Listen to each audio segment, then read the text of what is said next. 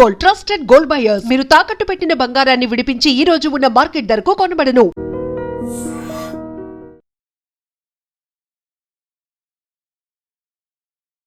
నమస్తే. జగిత్యాల జిల్లా కోరుట్ల మండలం మాదాపూర్లో దారుణమైనటువంటి ఘటన జరిగింది. ఇద్దరు హరిబాబు, వైష్ణవి వీళ్ళిద్దరూ కొన్ని రోజుల క్రితం ప్రేమించి పెళ్లి చేసుకున్నారు. అయితే మంగళవారం రోజు ఉదయాన్నే రక్తపు మడుగులో పడింది వైష్ణవి.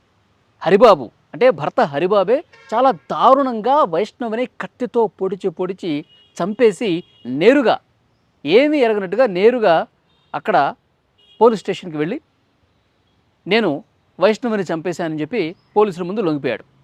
కానీ ఉదయం 8 9 వరకు వాళ్ళకేం తెలియలేదు. ఇంటి దగ్గర ఉన్న వాళ్ళకి, వాళ్ళ కుటుంబ సభ్యులకి ఏమీ తెలియలేదు. తర్వాత ఏంటి ఎంతసేపుగా అమ్మాయి బయట రావట్లేదని చూస్తే రక్తపు మడుగులో చేతి మీద, గొంతు మీద, కడుపు మీద గాయాలున్నాయి. కత్తితో దారుణంగా చంపేసినటువంటి పరిస్థితి ఉంది. వెంటనే పోలీసుల దగ్గరికి వెళ్ళారు. ఆల్రెడీ అప్పటికే వాడు పోలీసుల అదుపులో ఉన్నాడు.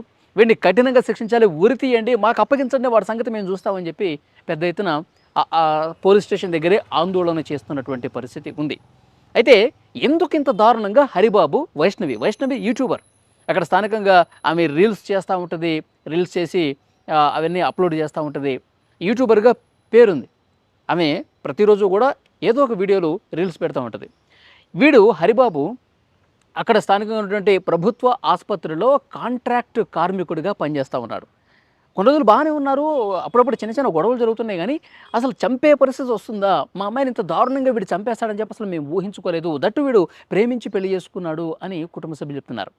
అసలు గతంలోకి ఒక్కసారి వెళ్ళి మనం పరిశీలిస్తే ఈ హరిబాబు అనేవాడు ఈ అమ్మాయిని ప్రేమించి పెళ్లి చేసుకున్నాడు. ఈ హరిబాబు వాళ్ళ తల్లిదండ్రులకి ఈ పెళ్ళి అసలు ఇష్టం లేదంట.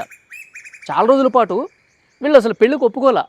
అబ్బాయి తల్లిదండ్రులు, నువ్వు అసలు అమ్మాయిని పెళ్లి చేసుకుంటే మా ఇంట్లో కూడా ఉండద్దు, నువ్వు అసలు అమ్మాయిని పెళ్లి చేసుకోవద్దు, మాకు ఇష్టం లేదు, నువ్వు వేరే పెళ్లి చేసుకో, వేరే అమ్మాయి, మంచి అమ్మాయిని నీకు చూస్తాము, అమ్మాయిని పెళ్లి చేసుకో అంటే వీడు అసలు ఏమాత్రం ఒప్పుకోకపోగా నేను ప్రేమించినటువంటి అమ్మాయి వైష్ణవిని నేను పెళ్లి చేసుకుంటానని చెప్పి తెగేసి చెప్పాడు. ఇక వీళ్ళు ఒప్పుకోవట్లేదని చెప్పి ఒకసారి పురుగుల మందు కూడా తాగాడంట. ఆత్మహత్యాయతనం కూడా చేశాడు.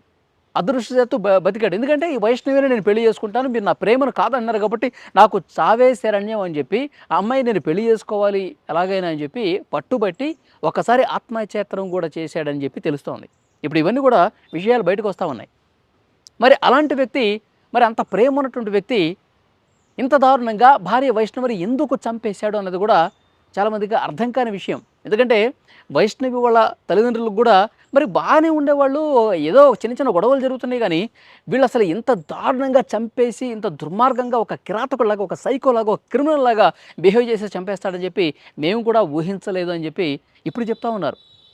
ఇప్పుడు ఈ హరిబాబు తల్లిదండ్రుల దగ్గర కాపురం పెట్టలా, ఈ హరిబాబు వాళ్ళ ఇంటి దగ్గర కాపురం పెట్టలా. ఎందుకంటే వాళ్ళు ఒప్పుకోలేదు. అసలు అమ్మాయిని పెళ్లి చేసుకుంటే నువ్వు రావద్దన్నారు కదా. ఇప్పుడు వైష్ణవి ఇంటి దగ్గర వీళ్ళు కాపురం పెట్టారు. కొన్నాళ్ళుగా ఇక్కడే ఉంటా ఉన్నారు. ఇంకా బాధాకరమైనటువంటి విషయం ఏంటంటే ఈ అమ్మాయి ప్రస్తుతం 5 నెలల గర్భవతి అంట. మరి కడుపులో బిడ్డ పెరుగుతోంది.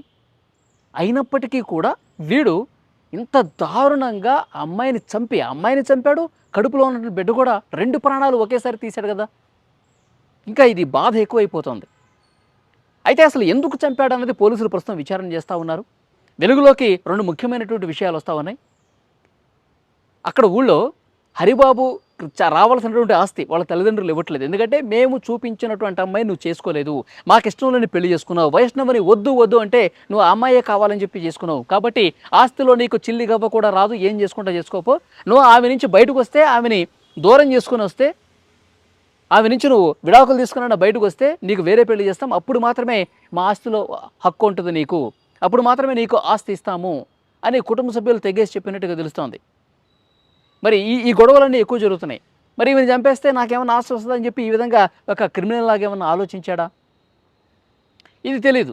ఎందుకంటే కొన్ని రోజులుగా ఆస్తులకు సంబంధించిన గొడవలు జరుగుతూ ఉన్నాయి.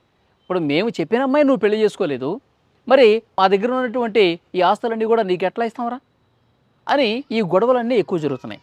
ఇదొక కారణంగా కనిపిస్తోంది. రెండోది, ఈ అమ్మాయికి ఈ అబ్బాయికి అంటే భార్యాభర్తలు ఇద్దరికి కొన్ని రోజులుగా గొడవలు జరుగుతున్నాయి. అనుమానం పెనుభూతమైనట్టుగా కొంత సమాచారం వస్తుంది. అనుమానం ఎక్కువ పెట్టుకున్నాడు. ఈమె రీల్స్ చేస్తూ ఉంది, ఎవరెవరికో షేర్లు చేస్తూ ఉంది, పొద్దున్న లేస్తే కెమెరా ముందు డ్యాన్సులు చేస్తూ ఉంది, సో ఈ రీల్స్ చేస్తూ ఇతనికి నచ్చని సందర్భంగా చాలాసార్లు గొడవ పెట్టుకుని నువ్వు ఎవరితోనో మాట్లాడుతున్నావు, నువ్వు ఎవరితోనో ఫోన్లు మాట్లాడుతున్నావు, నువ్వు ఎవరితోనో ఉంటున్నావు అని అనుమానం ఎంచుకున్నాడు. అనుమానం పెనుభూతమై ఈ గొడవలు జరుగుతూ అర్ధరాత్రి దాటిన తర్వాత ఇంత విచక్షణ కోల్పోయి దారుణంగా హతమార్చాడా?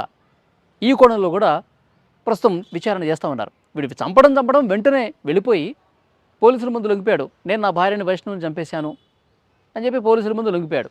తర్వాత కుటుంబ సభ్యులకు 2 గంటల తర్వాత తలుపు తీసి చూస్తే రక్తపు మడుగులో పడి ఉన్నటువంటి వైష్ణవి కనిపించింది. గర్భంతో ఉన్నటువంటి ఆమెని, ప్రేమించి పెళ్లి చేసుకున్నటువంటి అమ్మాయిని ఇంత క్రూరంగా, ఇంత ఒక పశువులాగా బిహేవ్ చేసి, రాక్షసులాగా బిహేవ్ చేసి చంపేశాడు కదా.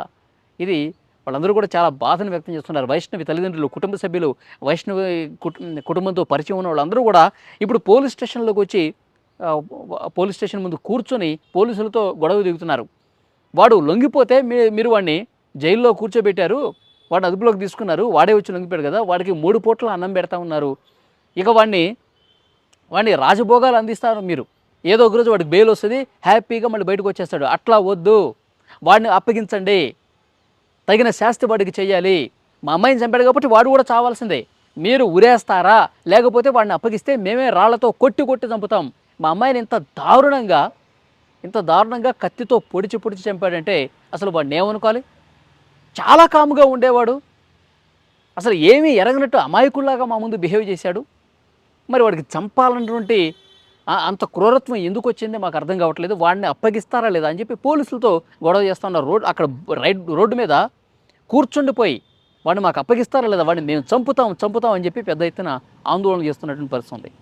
కానీ నిజంగా తల్లిదండ్రులు బాధతో అంటున్నారు, చాలా ఆవేదనతో అంటున్నారు. ఎందుకంటే గర్భంతో ఉన్నటువంటి కన్న కూతుర్ని ఇంత దారుణంగా చంపటం పట్ల వాళ్ళందరూ కూడా చాలా బాధతో ఉన్నారు. ఆ కోపంతో రగిలిపోతూ ఉన్నటువంటి పరిస్థితి ఉంది.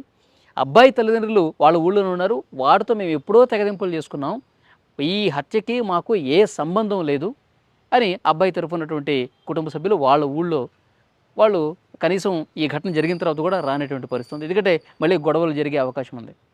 కాబట్టి పోలీసులు ఒకటే చెప్తున్నారు, మీరు ఇట్లా రోడ్ల మీదకి వచ్చి ఆందోళన చేస్తే, మీరు ఈ విధంగా ఇక్కడికి వచ్చి పోలీస్ స్టేషన్ ముందు గొడవ చేస్తే ఉపయోగం లేదు. ఏదైనా చట్టం తన పని తాను చేసుకుపోతుంది, చట్ట ప్రకారం ముందుకు పోతాం, వాళ్ళకి ఏ శిక్ష వేయాలో కోర్టులే వేస్తాయి, చట్టం ఏం చెప్తే అదే జరుగుతుందని చెప్పి పోలీసులు కూడా తెగేసి చెప్తున్నటువంటి పరిస్థితి. పోలీసులు విచారణలో ఇంకా బయటకు వచ్చే అవకాశం ఉంది. దీని వెనకాల కథ ఏంటి, వాస్తవం ఏం జరిగింది, ఇంత దారుణంగా వాడు ఎందుకు చంపాడన్నది కూడా 2 రోజుల్లో విచారణలో బయటకు వచ్చే అవకాశం అయితే ఉంది. ఈ వీడియోకి సంబంధించి తప్పకుండా మీ అభిప్రాయాన్ని కామెంట్ రూపంలో తెలియజేయండి.